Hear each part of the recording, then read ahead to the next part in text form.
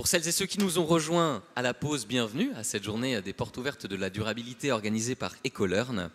Nous sommes ravis de vous compter parmi nous, que ce soit ici en présentiel dans ces beaux locaux de l'Hôtel de l'Industrie ou bien en digital pour les personnes qui sont connectées. Je me présente, je m'appelle Antoine, je travaille pour l'équipe marketing et communication d'Ecolearn et je serai le modérateur de cette table ronde. Table ronde qui a un thème passionnant, à savoir profit versus utilité, les dilemmes de la transformation durable vus par les dirigeants et par les dirigeantes. Alors cette table ronde a pour objectif de vous offrir un regard intérieur sur les challenges actuels auxquels les entreprises font face dans ce défi de transformation durable. Et nous avons donc avec nous la chance d'avoir des dirigeants d'entreprise et des experts qui seront là pour débattre de l'épineuse équation entre d'une part la recherche du profit et d'autre part la responsabilité sociale et environnementale des entreprises. Nous avons pour objectif aujourd'hui de couvrir au moins 3 points clés. Nous verrons bien où la discussion nous emmène. Le premier concerne les enjeux d'une stratégie durable. Quel est l'enjeu sur l'offre, sur le modèle économique, sur les valeurs de l'entreprise, l'organisation, la gouvernance, les équipes. Nous essaierons, dans un deuxième point, de parler également de la posture, la délicate question de la posture du dirigeant, parfois pris en étau entre la nécessité de convaincre les actionnaires d'un côté et d'embarquer les équipes de l'autre. Enfin, dernier point, nous essaierons un petit peu de faire de la projection. À quoi pourrait ressembler une entreprise qui est à la fois prospère et durable? Quelle pourrait être sa relation à la question de la croissance? Pour débattre de toutes ces questions, nous avons la chance aujourd'hui d'avoir un panel égalitaire composé de 2 hommes et 2 femmes que je vais vous présenter rapidement. Tout de suite à ma gauche, nous avons la chance d'avoir Corinne Mregen. Corinne, vous êtes la directrice générale des Échos et du Parisien partenaire, ainsi que Chief Impact Officer. Vous avez déjà à votre actif une longue et belle carrière. Je vais me concentrer sur les étapes les plus récentes. Vous rejoignez le groupe Les Échos, le Parisien, en septembre 2016. En janvier 2019, vous devenez directrice générale du groupe et en charge du pôle partenaire. Cette même année, vous impulsez la création d'une direction engagement responsable groupe. 3 ans plus tard, en 2022, afin que cette démarche d'engagement irrigue l'ensemble des réflexions stratégiques et opérationnelles, vous obtenez également la fonction de Chief Impact Officer, comme nous l'annoncions. Merci et bienvenue d'être là. Ou plutôt bienvenue et merci d'être là. Nous continuons. À sa gauche, nous avons Jean-François Vier. Jean-François, merci également d'être avec nous. Vous avez un parcours riche au sein de l'entreprise Air Liquide. Vous avez occupé également divers rôles dans des organisations engagées pour la transition durable. Vous avez à cœur d'encourager l'innovation, la responsabilisation et le déploiement du potentiel humain aujourd'hui, puisque vous avez également une casquette de coach, facilitateur et consultant. Vous êtes aujourd'hui l'associé et le co-dirigeant de Trajective, un cabinet d'exécutifs coach dont vous pourrez peut-être nous parler par la suite. À gauche de Jean-François, nous avons Caroline Schilt. Bienvenue Caroline. Caroline, vous êtes directrice de la transition et du développement durable chez l'entreprise Picotti, entreprise spécialisée dans le stockage et la distribution de produits pétroliers. Elle a été avant cela directrice marketing et communication chez EDF ENR. Vous avez également, chose intéressante, été membre de la première CEC, Convention des entreprises pour le climat. Nous terminons avec un visage qui vous est certainement familier, Arnaud Herman, CEO d'Ecolearn et également ancien directeur développement durable du groupe Accor Hôtel. Mesdames, Messieurs, merci pour votre présence. Nous allons pouvoir lancer la table ronde. Bonne écoute et bon voyage. Je commence en laissant la parole à Arnaud pour un petit moment d'introduction. Oui, alors pour quelques mots pour introduire cette table ronde, alors sans dévoiler ce qui sera dit. J'ai le rôle facile parce que je vais parler de théorie.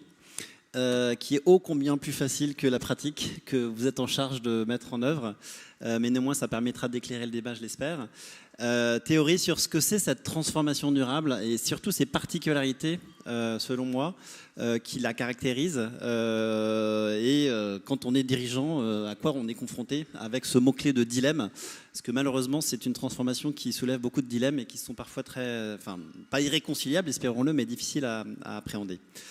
Alors déjà, un mot pour rappeler que la question de la transformation, c'est absolument pas nouveau dans le monde de l'entreprise. Enfin, on risque d'enfoncer des portes ouvertes, mais les entreprises se transforment en permanence et l'ont toujours fait, certaines avec succès, d'autres avec moins. On peut se souvenir de Kodak. Donc la dynamique de transformation d'entreprise, elle est régulière, elle est courante, elle est nécessaire, je dirais même. Donc c'est pas nouveau que les entreprises doivent évoluer.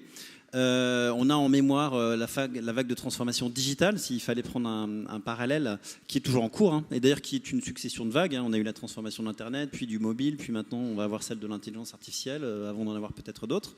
Donc la transformation de l'entreprise, c'est courant. Mais j'ai tendance à penser que cette transformation-ci, qui est provoquée par les grands défis sociaux, environnementaux, commencés par celui du changement climatique, de l'érosion de la diversité et bien d'autres problématiques, cette transformation est particulière à plusieurs égards, ou bien des égards que je vais essayer d'évoquer et puis qu'on pourra prolonger. L'image qui me vient à l'esprit quand on évoque cette transformation durable, c'est un dessin qui avait été fait pendant le Covid, que vous avez probablement tous en tête, qui est cette petite ville qui voit connaître des tsunamis successifs qui se confrontent à elle, avec une première vague qui est celle du Covid, puis une deuxième qui est celle du changement climatique, puis une troisième qui est celle de l'érosion de la biodiversité, puis je crois qu'on avait rajouté une quatrième vague encore plus haute qui était celle des conflits géopolitiques et sociaux, et on aurait pu multiplier ces vagues. Et je crains que cette transformation durable, elle tienne un peu dans ce schéma. Alors c'est effrayant, c'est peut-être un peu réducteur, mais voilà, l'entreprise est prise d'assaut par des défis qui la dépassent, qui sont monumentaux, qui sont extrêmement puissants, qui sont constitutifs même de l'environnement dans lequel elles existent, c'est-à-dire l'environnement naturel et le contexte social dans lequel elles s'inscrivent. Et la puissance d'émergence de ces vagues me semble assez inédite dans l'histoire de l'humanité et dans l'histoire en tout cas de l'économie récente. Donc ça, c'est une première particularité, c'est que l'entreprise doit faire face à une succession de crises, de conflits, d'attentes, qui sont tous d'une ampleur indépendamment assez important, et qui vont se succéder dans un espace de temps très court. Là, on est en train de vivre, je pense, en plein les défis du changement climatique qui se manifestent aux portes des opérations d'entreprise, et puis d'autres se pointent d'ores et déjà. Donc on a une génération devant nous qui va être assez mouvementée. Et à vrai dire, je ne pense pas que les transformations précédentes qu'on ait pu subir, à commencer par celle du digital, aient été aussi prégnantes, aussi puissantes. Certes, elles ont été avec des conséquences profondes, jusqu'à entraîner la perte d'activité de certaines entreprises, mais j'aurais tendance à les comparer à des petites vaguelettes au regard des énormes vagues de tsunami qui se présentent à nous. Une autre particularité, c'est que tout est lié. On est dans une systémique, et ça, l'entreprise, c'est assez mal appréhender ces éléments croisés. Et ce que ça renvoie aussi, qui me semble être une particularité, c'est que on demande à l'entreprise de trouver des solutions avec un logiciel nouveau qui n'est pas encore écrit.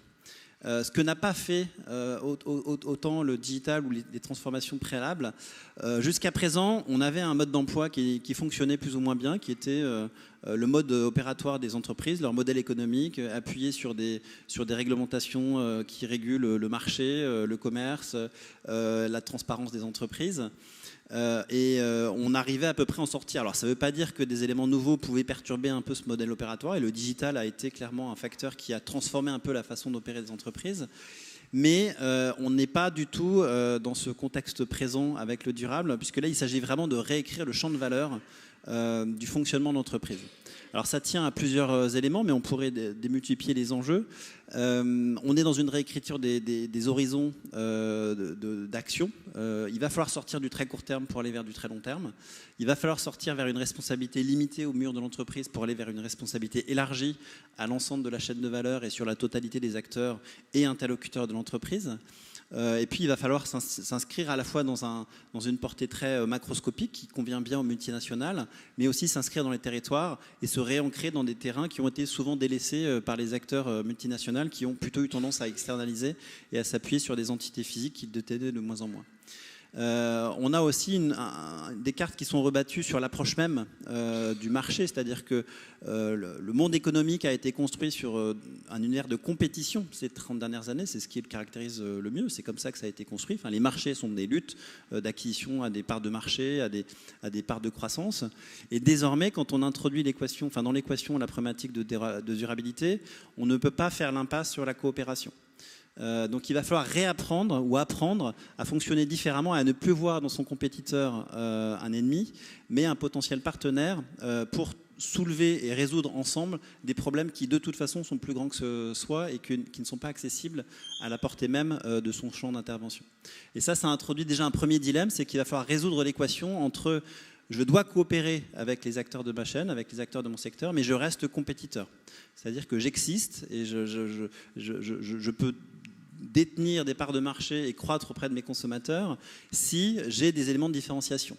Or, on doit s'inscrire tous collectivement dans un combat identique qui est celui de résoudre les enjeux sociaux et environnementaux qui sont portés dans ma chaîne de valeur. Donc ça, c'est un premier dilemme qui est compliqué.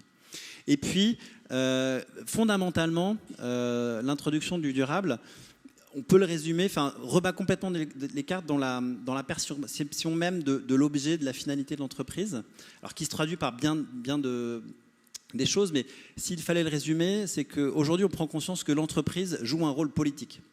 Ce qu'elle a refusé de faire depuis des décennies, et tous les dirigeants économiques qui se sont succédés ont tout fait pour s'écarter d'une quelconque responsabilité politique ou géopolitique.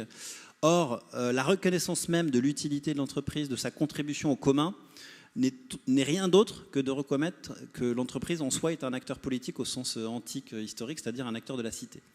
Or, ce rôle-là, il est nouveau, il change complètement l'état d'esprit dans lequel on doit intervenir, il change complètement la posture du dirigeant qui doit s'inscrire maintenant dans une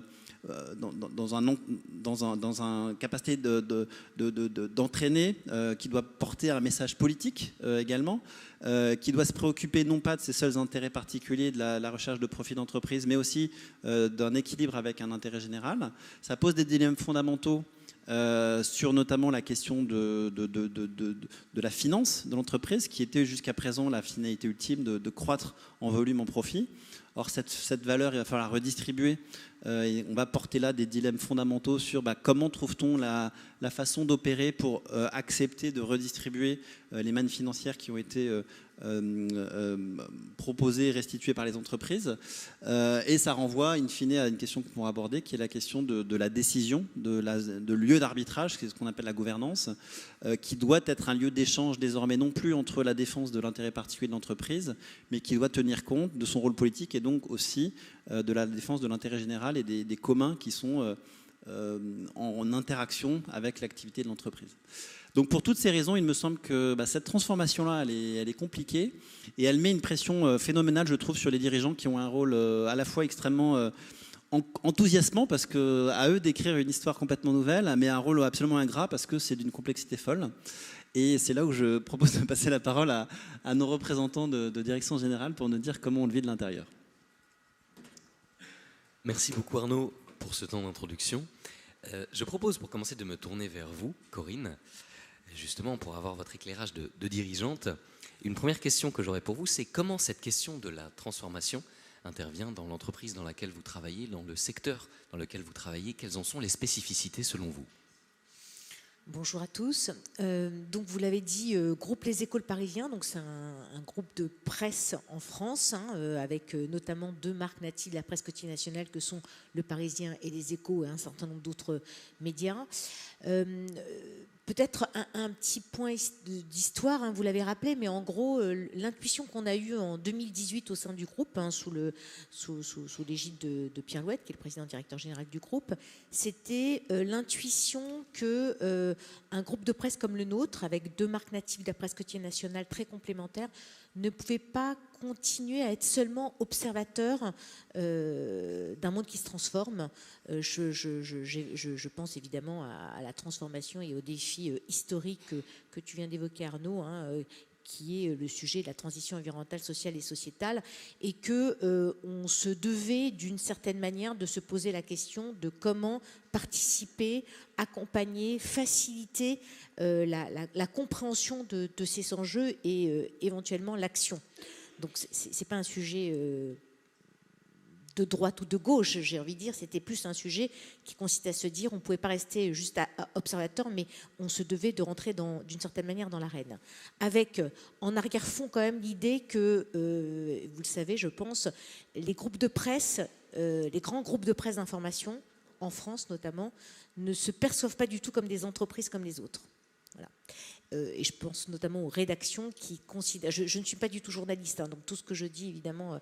donc je ne suis pas journaliste, je suis plutôt du côté de la gestion pour le groupe Les Écoles Parisiennes, notamment du business et de l'impact, puisque j'ai aussi ce titre de Chief Impact Officer. Mais c'est important d'avoir en arrière-fond cette compréhension que vraiment les groupes de presse d'information, les grands groupes de presse d'information ne se perçoivent pas comme des entreprises comme les autres. Donc elles sont, j'ai envie de dire, dans leur ADN, naturellement, elles se perçoivent en tout cas naturellement d'utilité publique entre guillemets, avant même tous les sujets. Donc ça, c'est important. Alors après, comment ça s'est passé? Ça s'est passé en deux grands chapitres, deux grands temps, j'ai envie de dire. Donc en 2018, on a eu cette intuition. On a mis en place donc, ce qu'on a appelé la stratégie engagement responsable du groupe. On a énoncé une raison d'être, favoriser l'émergence d'une société responsable en informant, mobilisant, accompagnant chaque jour les citoyens et les entreprises. Donc c'est une belle raison d'être, c'est une raison d'être qui résonne quand on est un groupe de presse. Mais juste pour l'anecdote, quand j'ai présenté cette raison d'être à un des patrons, à un des journalistes de la maison, il m'a dit, bon, elle est super, ta raison d'être, mais moi je ne vais pas dire à mes journalistes tous les matins, il va falloir que tu favorises l'émergence d'une société responsable. Voilà, donc ok, donc c'est une raison d'être au niveau du groupe, ça c'était important.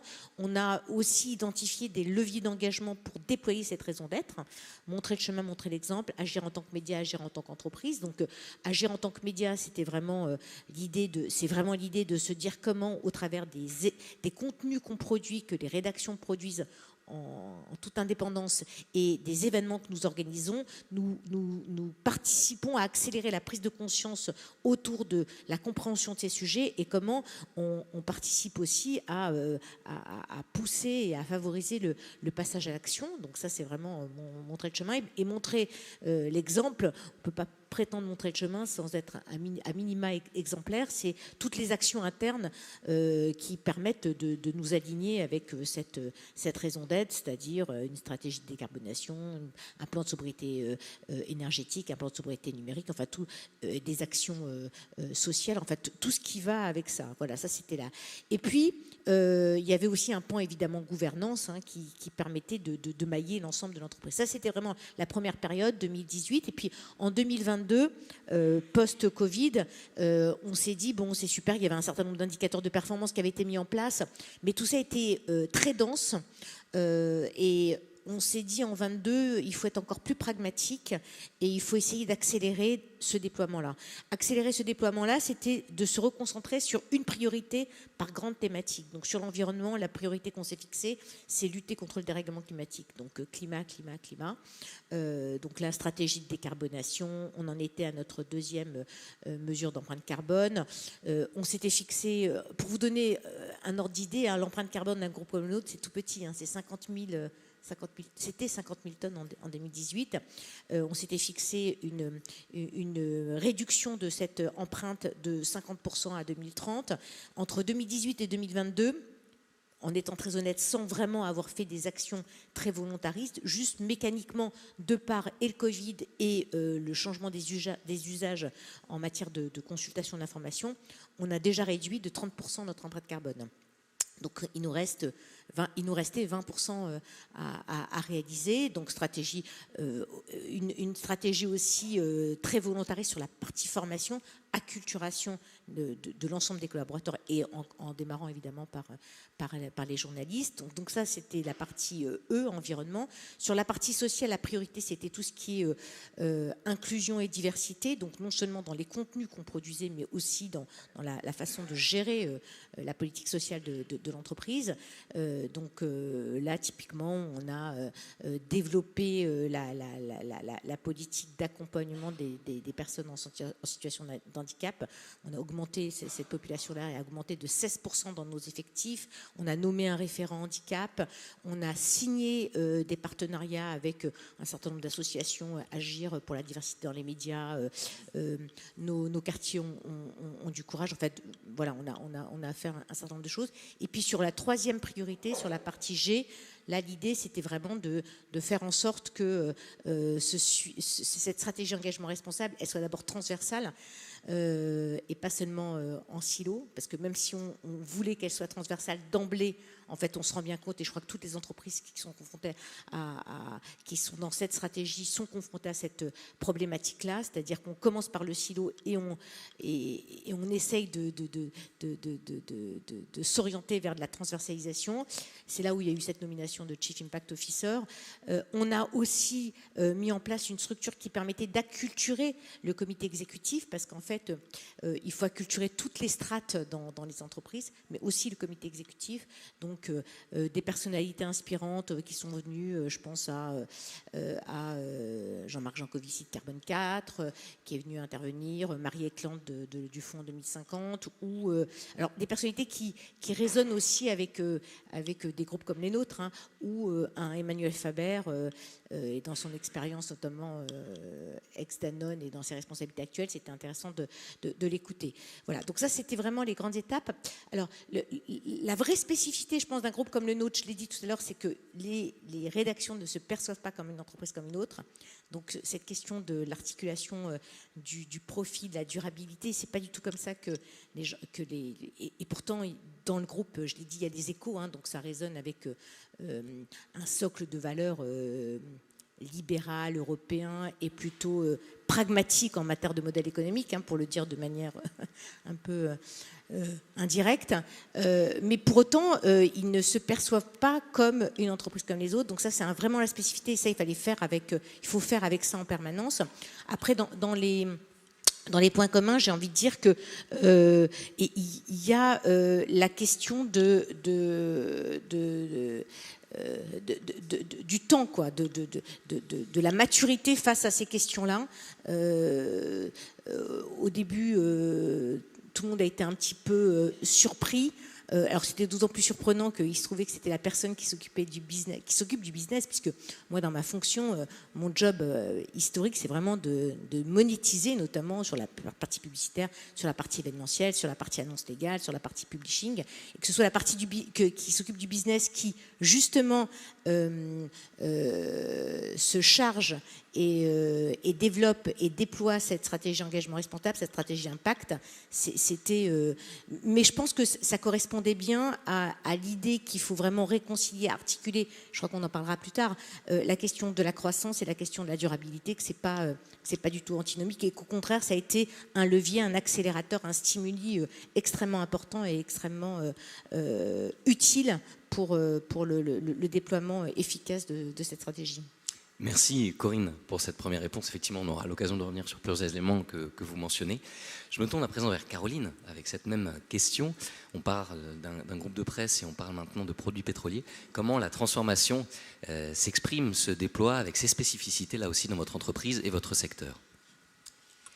Bah écoutez, c'est un véritable dilemme au quotidien. Donc, le groupe Picotti est très peu connu, enfin on ne travaille pas du tout la notoriété du nom du groupe, mais plutôt vous nous connaissez peut-être plutôt sur les stations Avia qui jalonnent le bord des routes où vous servez en carburant. Picotti, avec une autre très belle entreprise familiale qui s'appelle Thévenin Ducrot, on se partage le réseau Avia donc, en France, on est copropriétaire de la marque. Mais on fait aussi plein d'autres choses. On distribue du fuel. Et depuis une dizaine d'années, on a entamé notre transition énergétique. Donc c'est une entreprise familiale, centenaire. On a fêté nos 100 ans en 2022 et je suis l'aînée de la 4e génération.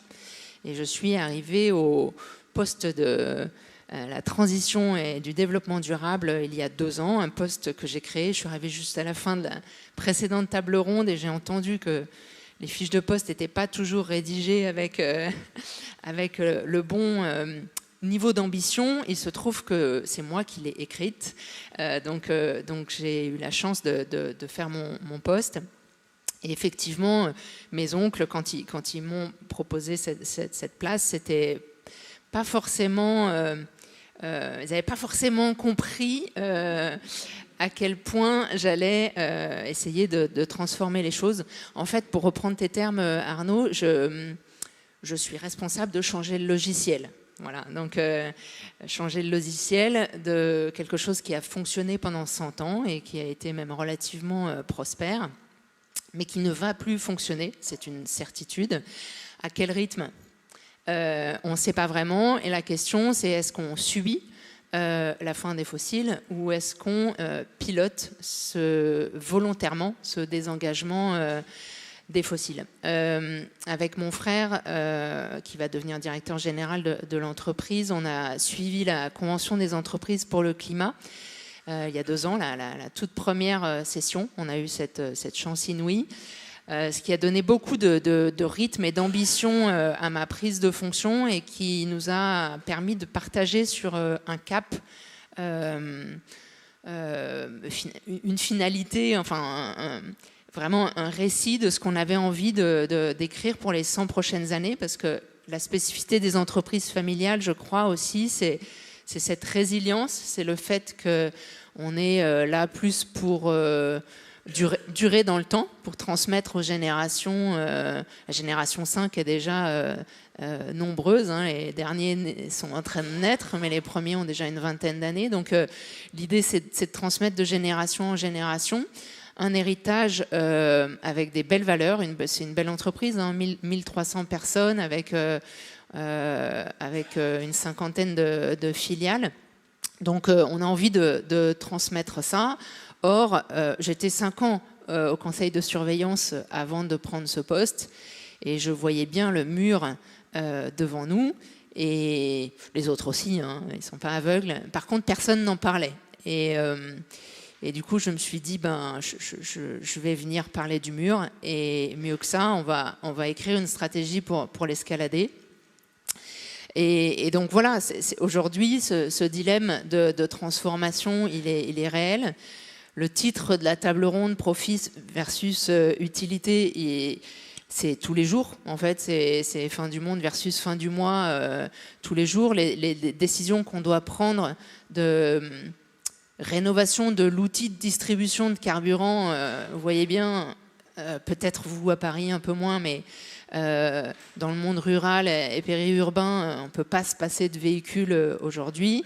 On ne peut pas non plus se passer de transport de marchandises, de personnes, notamment pour les transports en commun. Donc voilà, c'est un marché malgré tout d'avenir, des biens de première nécessité, mais il faut qu'on arrive à faire shifter le modèle.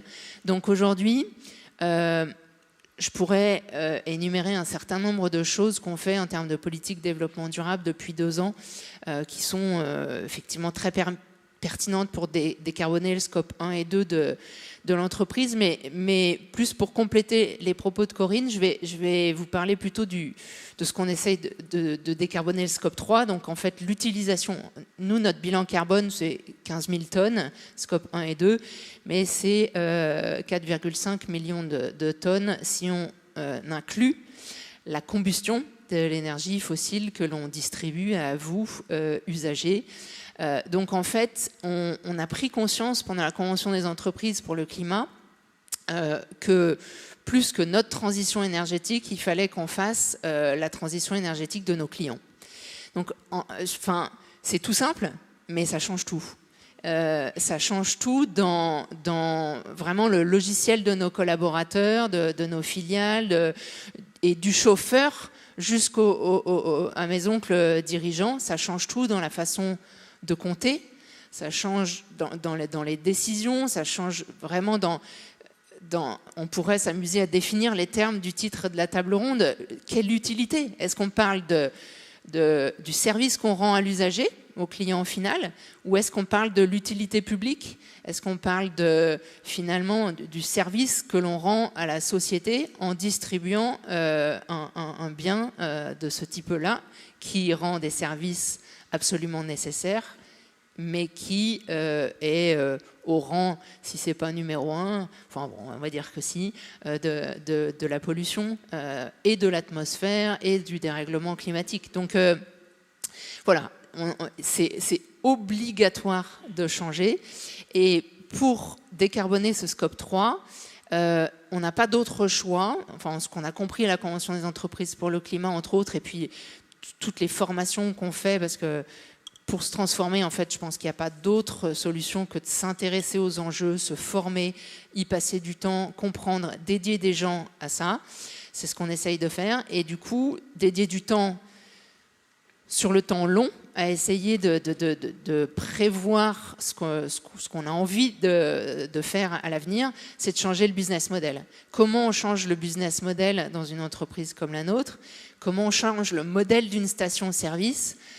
Comment on change, comment on fait en sorte que le partage de valeur soit plus pertinent par rapport à tous les acteurs de la chaîne de valeur, par rapport aux acteurs du territoire. On est profondément... Le siège de Picoty, c'est en Creuse, à la souterraine. Hein, donc vraiment, on est proche du terrain. Les 50 filiales, elles sont vraiment sur tout l'ouest de la France, à chaque fois vraiment très ancrées dans leur territoire. On est un acteur de proximité. On a la chance d'avoir la fidélité de nos clients. Ils croient en nous, ils ont confiance en nous. Donc en fait, nous, on a un vrai devoir, une responsabilité de les aiguiller dans la décarbonation de leur flotte automobile, dans leur mode de chauffage, etc. Donc aujourd'hui, je considère que nous sommes responsables de la transformation et du mix énergétique de nos clients, qu'ils soient particuliers ou professionnels.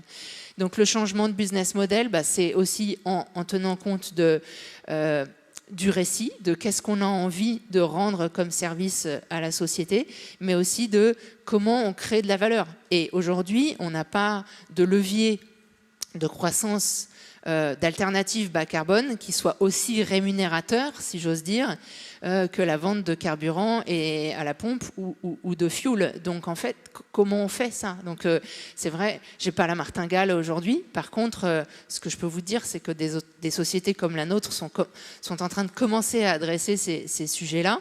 Et ça va se faire sur le temps long. J'espère qu'on va arriver d'ici 1 ou 2 ans à faire des premiers tests de changement de business model. On a déjà développé un concept de station A autour de Bordeaux, avec un tiers-lieu où on distribue des solutions de partage, de mobilité douce, etc. Donc je ne vais pas rentrer dans les solutions, mais il y a énormément de choses aujourd'hui qu'on essaye de faire, qu'on teste pour voir à quel point on peut changer le modèle. Par contre, on ne peut pas le faire tout seul. Il ne faut pas qu'on soit les seuls de la filière à y aller. Voilà. Et c'est aussi pour ça que je m'applique à témoigner, pour essayer d'embarquer le plus de gens. Et je voudrais juste finir sur un dernier point, si je peux. C'est sur l'aspect politique du rôle de l'entreprise et du rôle du dirigeant en entreprise. C'est quelque chose que j'ai découvert assez récemment, notamment en témoignant comme ça. Je me suis dit, mais en fait, on a un vrai pouvoir, une vraie capacité d'influence à embarquer les gens dans la transformation. Alors montrer à quel point il faut que cette transformation soit profonde et pas superficielle. Et je suis la première à devoir montrer des preuves de ce que j'annonce à chaque fois, voilà, pour essayer d'embarquer le plus de gens. Donc moi, je parle chinois dans l'entreprise. Ils se disent tous, elle est actionnaire, mais elle n'a rien compris, c'est pas possible, c'est un vrai harakiri qu'elle propose là. Et en fait, non, je suis sûre qu'il y a un modèle. Aujourd'hui, on vit évidemment encore à 99% des énergies fossiles. Ce sont elles qui financent notre transition énergétique, qui financent nos investissements dans les énergies renouvelables. On a investi dans la mobilité électrique, évidemment, le solaire, l'hydrogène. Donc, c'est des choses qu'on fait depuis quelques années. Donc, c'est bien d'investir, mais il faut aussi changer le logiciel. Et ça, on le fait en se formant, en passant du temps à manipuler, à triturer le modèle dans tous les sens. Voilà, donc c'est aussi pour ça que je témoigne, pour embarquer le plus grand nombre. Merci beaucoup, Caroline, pour ce témoignage depuis votre place de dirigeante qui fait écho à des choses qui ont été partagées avant, qui anticipent aussi un petit peu sur la suite en termes de projection, de vision en qualité de dirigeante. Je me tourne vers Jean-François, qui est notre 3e invité. Jean-François, vous accompagnez des dirigeants avec un regard peut-être plus transverse de l'expérience qui est la vôtre. Quels seraient vos éléments d'analyse, de conclusion que vous aimeriez partager? Oui. Merci. En fait, nous, on travaille beaucoup dans l'accompagnement. Donc, on fait du coaching individuel, du coaching d'équipe et du coaching d'organisation. Et donc, notre métier, c'est d'accompagner les transformations. On a aussi un modèle d'entreprise qui est particulier. On pourra peut-être y revenir dans la partie gouvernance, justement, ou positionnement. Et une des choses qui est très important, déjà, c'est de qualifier et de définir de quoi on parle. En fait, c'est quoi un dilemme? Si on regarde la définition du petit Robert, si je vous la donne littéralement, un dilemme, c'est une alternative contenant deux propositions contraires ou contradictoires et toutes deux insatisfaisantes, entre lesquelles on est mis en demeure de choisir. Voilà. Et donc un des vrais enjeux qu'on a, et Arnaud le soulignait tout à l'heure, c'est que cette transition qui est face à nous, cette transformation de l'entreprise, on a l'impression qu'on est obligé de choisir entre le profit et l'utilité. On est obligé de choisir entre un ancien business model qui a été extrêmement lucratif, qui a été extrêmement pérenne et qui a permis en fait de construire des entreprises qui ont donné une véritable utilité, utilité sociale, utilité économique, utilité de développement des personnes, des pays, des cités. Et donc on est obligé de choisir entre ça et un monde en fait qu'on ne connaît pas bien. Et en fait, ce qu'on porte nous, c'est qu'on dit, ben voilà, là on est face effectivement à un enjeu d'un nouveau logiciel à écrire, mais ce logiciel, il est déjà dans la tête des dirigeants, il est déjà dans la tête des personnes qui accompagnent et qui dirigent ces entreprises. C'est vraiment de se dire, ben, et si tu essayais en fait de ne pas choisir? Et si tu essayais en fait de porter ces deux polarités, de raisonner plutôt en polarité plutôt qu'en dualité? Et en particulier, quelque chose qui permet de nourrir cela, c'est d'introduire la notion de temps. Est-ce que quand tu parles, l'expression de Caroline, c'est est-ce qu'on est sur la fin du mois ou est-ce qu'on est sur la fin du monde, d'enrichir, oui, ça crée un petit peu plus de complexité, mais d'enrichir en fait la réflexion et de permettre en fait aux uns et aux autres de bien comprendre est-ce qu'on est sur des enjeux extrêmement court terme, et ça serait suicidaire que ce soit un groupe comme les Écoles Parisiens, que ce soit une entreprise familiale comme Picoty ou bien d'autres. Ça serait complètement suicidaire de se dire on fait un virage à 180 degrés tout de suite et en fait on met sur la paille X familles, X environnement, X personnes.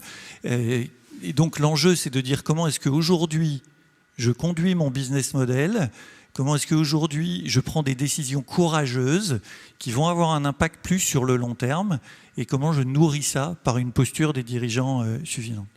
Et donc cette transition, elle introduit déjà la notion de temps et on doit amener, en fait, ce qui est particulier, c'est qu'on a amené à la fois le court terme et le moyen terme à réfléchir plutôt en polarité qu'en dualité. Il y a un enjeu aussi très fort, c'est que ça va nourrir et ça va venir travailler des résistances très fortes. Et on sait que la dynamique du changement, on en parlait tout à l'heure, en conclusion, Arnaud le mentionnait dans un des mots-clés de la conclusion, c'est que c'était un enjeu humain d'abord. Et en fait, c'est une conversion individuelle à mener de la part des dirigeants. C'est vraiment une conversion, vous savez, c'est comme à ski, hein, c'est qu'il y a un mouvement important et dynamique à faire. Et cette conversion, en fait, elle est d'abord émotionnelle. Elle va aller attaquer des valeurs extrêmement profondes, elle va aller attaquer des croyances extrêmement profondes. Et donc cette conversion, elle est assez clivante. Et certains avancent à une grande vitesse, ils ont une sorte de flash, d'autres sont plutôt en rotation degré par degré, entre guillemets. Mais ce qui est important, en fait, c'est de maintenir la communication. Et c'est cet enjeu, en fait, qui est compliqué dans cette transition, c'est de s'assurer qu'on reste en lien. Des fondateurs en fait, de Pierre Rabhi ou d'autres disaient qu'en fait, l'enjeu de cette transition, c'est d'abord un enjeu du lien, c'est un enjeu de la relation entre les personnes. Et c'est ça qui est vraiment face aux dirigeants d'aujourd'hui, qui est compliqué dans les enjeux de gouvernance, c'est comment est-ce que j'ai la capacité de porter vraiment résolument ces chantiers-là, tout en restant en relation constructive avec les uns et les autres. Comment je développe une capacité de confrontation courageuse. Et confrontation, ce n'est pas le conflit, c'est cette capacité à être front contre front, où j'ai cette capacité vraiment à aller puiser au fond de moi-même. Et une part de la population n'aime pas le conflit, d'autres se délectent dans le conflit. Et on sait que ça fait partie en fait, des gros enjeux, nous, en coaching, quand on accompagne les gens, c'est comment est-ce que tu tiens ta position tout en restant en lien. Et ça, voilà, c'est en enrichissant le débat, c'est en introduisant, par exemple, des notions, on disait tout à l'heure, de non, tu n'as pas à choisir entre le profit et l'utilité. Tu as à nourrir en fait cette polarité, chacune de ces polarités, en introduisant le temps court et le temps long, en introduisant des choses qui te dépassent. Et puis tu as un enjeu très important en fait aussi, c'est de te former. Voilà, la première clé en fait pour arriver à bien écrire le bon logiciel, c'est d'être sûr qu'on parle bien tous de la même chose.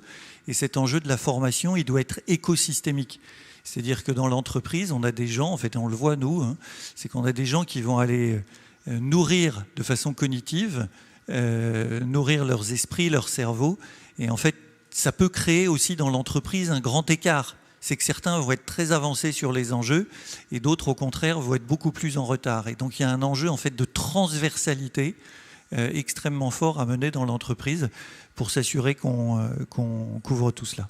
Voilà, donc formation, transition, plutôt que transformation, shift d'un seul coup, notion de temps, et puis travailler en polarité, qui sont vraiment en fait ces grands enjeux qu'on voit et qui permettent soit aux dirigeants, soit aux équipes, soit aux organisations qu'on accompagne, quand on les aide à se mettre au bon niveau, en fait, de se dire mais finalement pour toi l'enjeu, l'étape dans laquelle tu es aujourd'hui, quelle est-elle et quels sont les enjeux à mener aujourd'hui, c'est de bien s'assurer en fait qu'on arrive à pivoter et qu'on fait ça en embarquant l'ensemble des parties prenantes.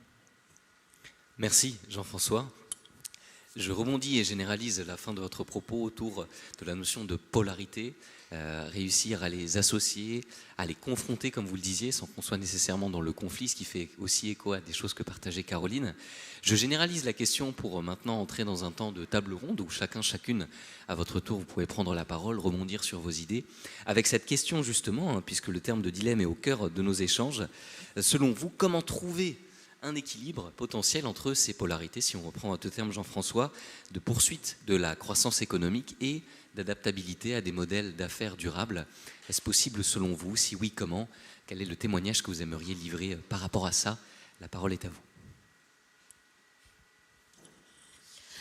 Non, moi je peux d'abord réagir en disant que c'est un exercice qu'on a fait lorsqu'on a fait la stratégie de décarbonation avec le cabinet Utopie pour le groupe Les Écoles Parisiens. On a fait les risques opportunités, enfin la SWOT, vous savez, la matrice SWOT, pour savoir comment il fallait sur quelle base il fallait qu'on réfléchisse en termes d'opportunités et de risques. On ne peut pas réfléchir de la même manière quand on s'inscrit dans un secteur qui est en croissance et quand on s'inscrit dans un secteur qui est en transformation radicale. Alors, il se trouve que mon actionnaire, c'est un grand acteur du luxe, mais moi, je ne suis pas dans le groupe LVMH ou chez Chanel ou chez Kering, où je pense que les problématiques ne sont pas les mêmes. Dans un groupe média comme le nôtre, groupe Les Écoles Parisiens, nous, on est dans une industrie qui est en transformation radicale depuis très longtemps. On est dans des groupes, je pense que ça ne vous a pas échappé, hein, des groupes de presse qui ont des marques natives de la presse quotidienne nationale, c'est des groupes qui perdent de l'argent en fait. Hein. Et quand on a deux titres de presse quotidienne nationale, c'est d'autant plus difficile parce que la transformation qu'on est en train de vivre là, c'est une transformation qui se rajoute à toutes les autres transformations depuis 15 ans. Transformation des usages, plus personne ne consulte l'information comme il l'a consulté il y a 3-4 ans.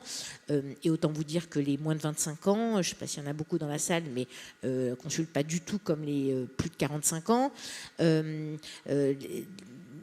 Émergence de nouvelles écritures, nouveaux modèles économiques. Donc, on ne peut pas réfléchir de la même manière quand on est dans cette catégorie-là, j'ai envie de dire. Ça, c'est la première chose. La deuxième chose, c'est que, pour illustrer un peu mon propos, je vais prendre l'exemple de la publicité. Pour montrer comment on peut aussi changer de paradigme. Alors, en plus, c'est un secteur que je connais bien, puisque moi, j'ai vraiment de ce secteur d'activité-là, hein, la publicité et la communication. On le sait tous, la publicité et la communication, c'est une des industries les plus chahutées quand on se pose la question de comment on lutte contre le dérèglement climatique. C'est-à-dire que les plus radicalisés développent l'idée qu'il faudrait tout arrêter, en fait. Et je rebondis sur ce que vous disiez tout à l'heure, c'est-à-dire qu'un groupe comme le nôtre, s'il arrête la pub, il s'assoit sur 35% de ses revenus dans déjà un modèle économique qui est très compliqué en termes de transformation, parce qu'en gros, pour vous la faire courte, depuis 10 ans, on a investi très massivement grâce à nos actionnaires dans le numérique, dans les nouveaux usages. Et d'ailleurs, aujourd'hui, nos audiences numériques sont bien plus élevées que les audiences papier, heureusement. C'est ça qui fait notre résonance. Mais pour autant, cet investissement, il ne s'est pas traduit de manière concrète par une hausse ou une stabilité des revenus, mais au contraire par une baisse des revenus, puisque la partie revenus publicitaires a été réduite de plus de 50% en quelques années, quoi. Voilà. Donc tout l'argent qui a été capté par le numérique en pub, il a été capté par les grands acteurs internationaux que sont les Google et Amazon et bon. Voilà.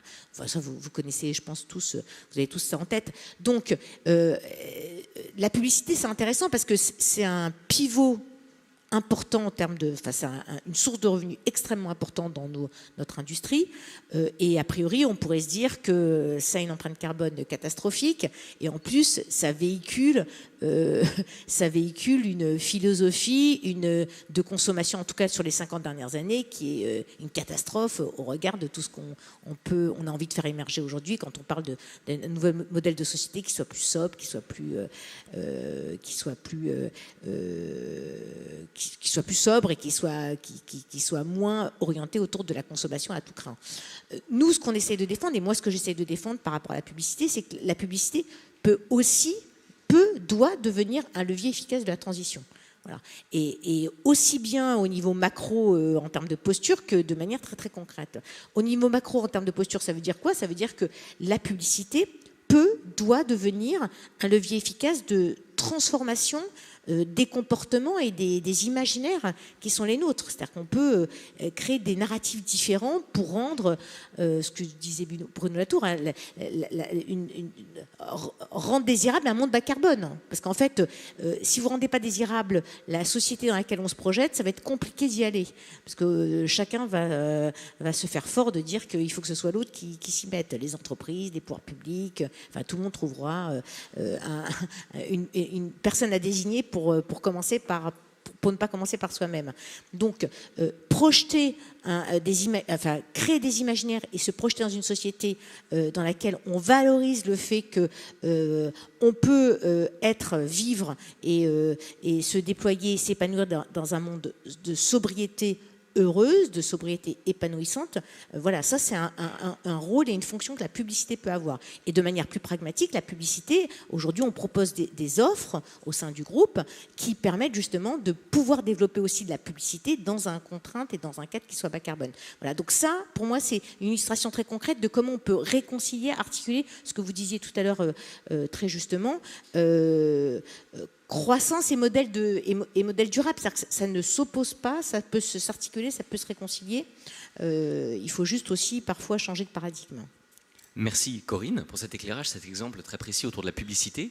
Je me tourne vers le reste de nos panélistes. Il nous reste une peut-être dizaine de minutes pour terminer cette table ronde. Y a-t-il quelque chose qui vous brûle les lèvres, un partage qui vous semble imminent et pertinent pour la fin de cette table ronde ? Peut-être vous partagez le fait que j'aime beaucoup le concept de dualité, mais ça reste un concept. C'est réconcilier la tête et le cœur en entreprise. C'est déjà pas facile à la maison, mais en entreprise encore plus. Et le dilemme, il est là. Donc moi, j'ai bien envie de le vivre comme une dualité, mais au quotidien, c'est pas simple. Je pense qu'une des clés, en tout cas ce qui m'a beaucoup aidé, c'est une véritable transition intérieure. C'est-à-dire, c'est la profondeur, c'est la force de à quel point on a envie de changer, à quel point on a compris qu'il fallait changer. Cette transition intérieure, je l'ai opérée pendant la CEC. Et plus elle est forte, plus vous résistez aux turbulences, parce qu'effectivement, moi je prends des portes toute la journée. Et donc l'idée c'est jusqu'où on peut aller comme ça en prenant des portes, en n'empoignant que des sujets compliqués. Je pensais aborder assez simplement la décarbonation de notre flotte automobile, et là je me suis heurtée aux privilèges, acquis sociaux, à quel point la voiture est importante, surtout dans un monde comme chez nous, chez Picoty. Il faut qu'elle soit grosse et qu'elle fasse du bruit. Et voilà, donc moi, je me suis imposée dès le début à rouler en électrique déjà pour tester un peu l'expérience de nos futurs clients. Mais voilà, c'est en gros à quel point, parce que c'est important de ne pas vaciller aux premières portes, justement. Et donc, c'est l'importance et la profondeur de la transition intérieure qui, effectivement, vous aide à dealer avec cet équilibre fragile, mais qui reste fragile. Et puis, peut-être, c'est un deuxième peut-être levier, enfin, piste de réflexion sur la question, c'est une nouvelle boussole. C'est peut-être se créer un nouveau référentiel de comptage, si j'ose. C'est compter ce qui compte vraiment. C'est voir comment on mesure, plus que la performance. Je ne sais pas si vous avez lu Olivier Hamon, mais c'est très chouette comme concept là aussi, mais de robustesse versus performance. C'est à quel point, et ça fait écho un peu au concept de profit, c'est qu'est-ce que nous, Picoty, on veut être là dans 100 ans, comment on fait ? On n'a pas de compte à rendre, le capital il est 100% familial, on n'a pas de compte à rendre pour l'instant à des fonds d'investissement qui font des culbutes en 5-7 ans. Donc c'est chouette, pour nous on considère que c'est une force, mais quelque part c'est aussi une faiblesse parce qu'on a des capacités d'investissement qui sont limitées dans une période aussi complexe que celle que l'on vit. Et du coup, comment on fait avec ces atouts-là pour se transformer ?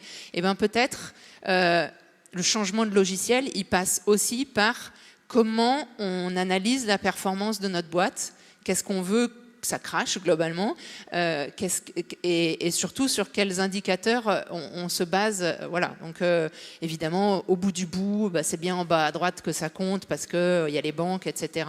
Bon, le temps que ça change, espérons un jour, il faut essayer de gérer ce dilemme-là. Voilà un peu pour moi ce que j'avais envie de partager. Mais je vais rebondir en quelques mots sur ce que Caroline vient de dire. Nous, l'expérience qu'on fait, c'est que, et on a développé effectivement une certaine connaissance de l'accompagnement à la fois des personnes et des organisations, et on s'aperçoit en fait ce que disait Caroline, c'est vraiment, je voudrais le souligner, ça passe vraiment par une expérience émotionnelle forte. En fait, et cette expérience émotionnelle, il faut qu'elle soit un petit peu transversale dans l'entreprise. Pour arriver à rester en lien les uns avec les autres, on va avoir un enjeu sûrement de parler à la tête, mais aussi de parler au cœur et aux tripes. Et le seuil et l'énergie, si on fait un tout petit peu d'étymologie, l'émotion, c'est émovere, c'est-à-dire c'est ce qui vous met en mouvement. Et ce qui va vous mettre en mouvement dans un environnement qui vous paraît totalement fouillis, au minimum, inquiétant, pas mal, et incertain sûrement, c'est que ça vienne de vos tripes, que ça vienne de vos cœurs, et que ça vienne de votre cœur, et que ça vienne de vos tripes. Et donc on a cet ascenseur en fait à mener, et c'est cet enjeu en fait qui est très important, c'est de s'assurer en fait qu'il y a une masse critique suffisante dans l'entreprise qui porte ce sujet-là, que la masse critique en fait, que rester seul, c'est impossible. Et Caroline et Corinne le disaient toutes les deux, elles ont vécu toutes les deux en fait des vraies difficultés à, entre guillemets, l'impression de prêcher dans le désert. Et cet enjeu, en fait, c'est donc rester seul, c'est pas possible. Et il faut créer donc cette masse critique suffisante qui va permettre la transformation et qui va permettre de comprendre en fait qu'il n'y a pas d'opposition, il y a juste un enjeu de chronologie. Et puis, d'abord, et puis que la deuxième chose, en fait, c'est que c'est vraiment un enjeu, en fait, de nourrir l'ensemble des parties de notre être, l'ensemble de notre organisation, à la fois par des aspects effectivement émotionnels, par des aspects de transformation personnelle, de transformation collective, et puis des aspects plus intellectuels. Voilà. Et donc c'est vraiment ça en fait qui est important en fait à comprendre et à porter, et qui va permettre en fait de ne pas avoir à choisir, mais plutôt en fait à nourrir ces deux postures. Le nombre de collègues qui me disent « Non, mais je sais, j'ai compris les fresques du climat et autres, tout type de formation. Je sais, j'ai compris. » Mais non, t'as rien compris. La preuve, la dernière compagne de l'ADEME, là, elle a fait beaucoup couler d'encre et même en interne, on a beaucoup débattu. C'est la preuve que t'as pas compris. C'est t'as pas ouvert ton cœur, t'as compris avec la tête, t'as pas compris avec tes tripes. Et vraiment, j'insiste là-dessus, si vous êtes consultant ou même que vous avez des collègues, il faut arriver à toucher le cœur. Il n'y a que comme ça qu'ils se mettront en mouvement. Et ce point de bascule dont tu parles, effectivement, que j'essaye d'atteindre dans ma boîte, c'est effectivement d'arriver à mettre en mouvement avec le cœur, parce que c'est ce qui nous mènera au but, quoi. Alors, je vais revenir à la raison et à la tête, malgré tout, parce que je pense que dans le mouvement là, qui nous attend, certes, il va falloir avoir une motivation extrêmement sincère et puissante, parce que les écueils à soulever sont assez importants. Mais j'ai le sentiment que pour réussir cette transformation, il va falloir être capable de regarder de très très haut et de prendre beaucoup de recul sur les choses, puisqu'on est parti sur des transformations qui vont durer de l'ordre de la génération. Et donc ça me paraît indispensable d'avoir une sorte d'étoile polaire à laquelle se raccrocher très tôt, et qu'elle reste le guide tout au long de cette transformation qui va nous accompagner pendant des décennies. Parce que me semble-t-il, c'est la meilleure façon de tracer son sillon droit et de ne pas dévier par rapport à des préoccupations qui vont nous ramener en permanence à des enjeux très court terme, à des prérogatives immédiates, de satisfaire effectivement cet enjeu de fin de mois que tu rappelais. Et ça, c'est compliqué. Alors déjà, ça s'apprend, je suis d'accord avec toi. Pour pouvoir se projeter et sortir de l'eau, il faut prendre le temps. Et ça, ça j'insiste, parce que nous, en tant qu'acteurs de la formation, et en essayant de faire des formations près des dirigeants, on est confronté à cette problématique de la temporalité du dirigeant. Et ça, c'est horrible de se dire qu'on n'y arrive pas aussi parce qu'on ne se donne pas le temps de se laisser immerger par ces sujets-là et d'accéder à la tranquillité d'esprit qui nous permet de s'ouvrir à d'autres environnements, d'autres possibles. Donc là, il y a une vraie quadrature du cercle à résoudre, de se dire c'est un sujet nouveau qui est compliqué, il va falloir prendre le temps de s'y ouvrir. Je ferme cette parenthèse, mais en tout cas voilà, il y a toute une phase d'apprentissage, de réapprentissage qui est nécessaire, et me semble-t-il, il y a un effort important à accepter de sortir du cadre. Je crois que alors, il n'y a pas de solution unique. Enfin, chaque entreprise dessinera sa voie. Je suis absolument incapable de dire quelle devra être celle des Échos, de Picoty ou d'autres organisations, puisque seul le collectif et puis la mobilisation des énergies et des intelligences en interne le délivrera. Mais en revanche, ce qui me paraît évident, c'est qu'il va falloir être capable d'imaginer des possibles qui sont très différents de ceux qu'on envisage aujourd'hui. Et la bonne nouvelle, me semble-t-il, c'est qu'il y a un certain nombre de verrous qui ont sauté ces derniers temps, à commencer par le verrou de la croissance. Je pense que Corinne était bien placée pour en parler du point de vue d'un journal comme Les Échos. Mais aujourd'hui, on ose parler et remettre en cause le dogme de la croissance. Alors, disant cela, je ne suis pas ni un défenseur ni un promoteur de la croissance ou la décroissance, mais j'observe juste qu'on est sorti de ce joug conceptuel qui nous a étouffés pendant 30 ans, du libéralisme capitaliste, qui nous imposait la recherche de croissance, du volume et du profit. Donc aujourd'hui, on a non seulement le droit d'évoquer d'autres pistes, mais on a même des dirigeants qui proposent d'autres trajectoires. Alors j'ai oublié le nom d'entreprise, mais un dirigeant d'une entreprise cotée qui fait des câbles électriques, Nexans, merci, qui démontre aujourd'hui qu'on peut satisfaire les obligations d'un actionnaire en ayant choisi de renoncer à la croissance du volume et en s'orientant sur une autre forme d'activité qui est tout aussi profitable. Donc tout ça pour dire que c'est encourageant de voir qu'on est capable de proposer d'autres possibles, à condition qu'on se laisse imprégner, qu'on se laisse le temps et qu'on accepte aussi de s'ouvrir à l'inconnu. Et pour conclure, peut-être ce mot de courage, c'est-à-dire que la situation actuelle va nécessiter une forme de courage des dirigeants, qui je pense est représenté autour de la table, mais c'est difficile les choix que vous faites, de porter une voix différente, d'aller à l'encontre du courant dominant qui est celui qui est encore porté par la majorité de l'entreprise. Et ce courage-là, je pense qu'il est renforcé, comme tu le disais, par le fait que on est complètement investi de cette mission parce qu'elle est supérieure, elle nous dépasse. On vous sent chacune investi de cette mission. Nous sommes arrivés, il était question de temps pendant pas mal des échanges, nous sommes arrivés au terme de notre heure de conférence. Je laisse le mot de conclusion à Arnaud. On n'a pas le temps de prendre des questions. Il est déjà midi et quart. Il est déjà midi et quart, d'accord. Désolé pour cette frustration de ne pas recevoir des questions. Oui, je voulais conclure, peut-être si on peut passer en page suivante, par un petit encart un peu commercial pour présenter les activités d'Ecolearn qui vous accueillent aujourd'hui. Pour vous rappeler, donc Ecolearn est un organisme de formation qui propose à la fois des solutions de formation pour les individus, les professionnels qui œuvrent dans le monde de l'entreprise ou en tant qu'acteurs du conseil, ce qu'on appelle la formation inter, et que dans ce métier-là, on propose des formations certifiantes qui commencent avec très peu d'heures jusqu'à des parcours très complets de plus de 150 heures et qui ont vocation à s'adresser progressivement à tous les profils de métiers. Donc on a évidemment des formations pour les spécialistes de la RSE, on y reviendra cet après-midi, pour les achats, pour la finance, pour les RH, pour les métiers techniques, pour les dirigeants.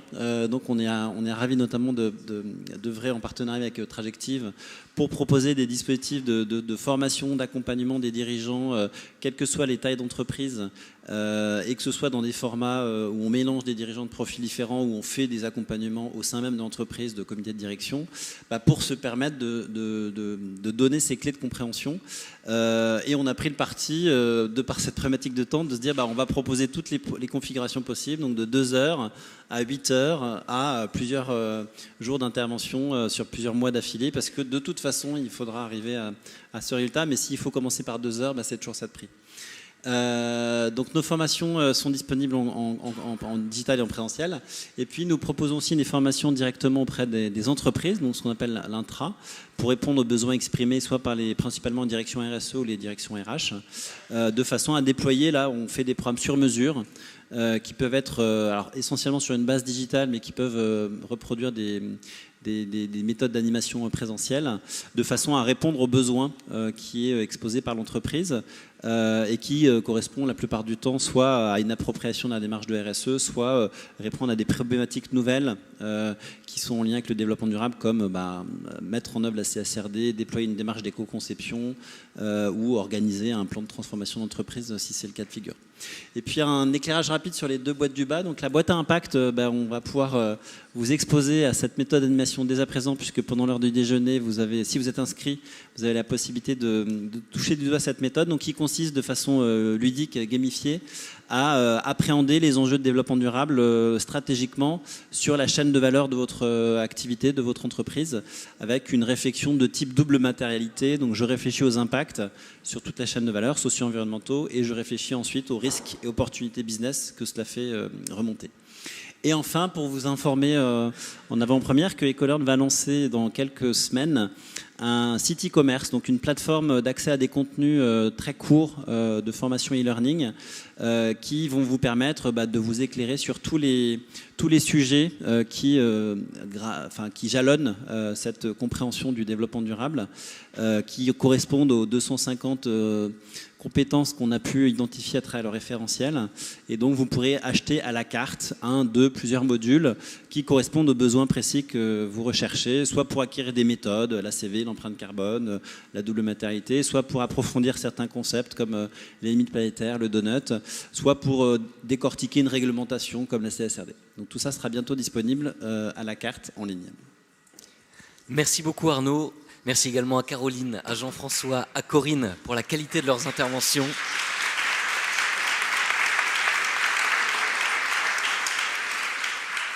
Merci d'avoir porté très haut cet alignement tête, cœur, corps qui permet ensuite de nourrir une transformation avec une masse critique plus générale dans les entreprises, dans les secteurs que vous avez représentés pour ensuite, avec courage, comme disait Arnaud, se donner une vision, tracer un nouveau sillon et tous et toutes ensemble espérer changer de logiciel. Nous espérons que vous avez trouvé des éléments nourrissants dans cette table ronde. Un moment d'atelier arrive maintenant pour d'autres conférences ensuite dans l'après-midi.